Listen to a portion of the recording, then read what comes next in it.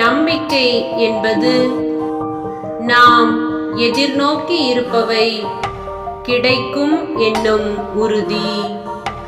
கண்ணுக்கு புலப்படாதவை பற்றிய ஐயமற்ற நிலை.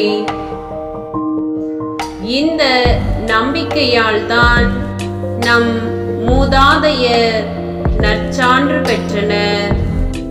புனித பவுல் எபிரேயருக்கு எழுதிய திருமுகம் அதிகாரம் 11 இறை திருவசனம் 1 முதல் 2 முடிய.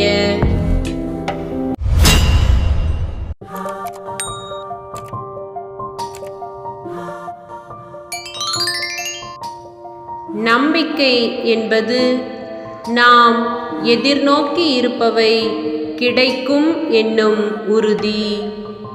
கண்ணுக்கு புலப்படாதவை பற்றிய ஐயமற்ற நிலை. இந்த நம்பிக்கையால்தான் நம் மூதாதையர் நற்சான்று பெற்றனர்.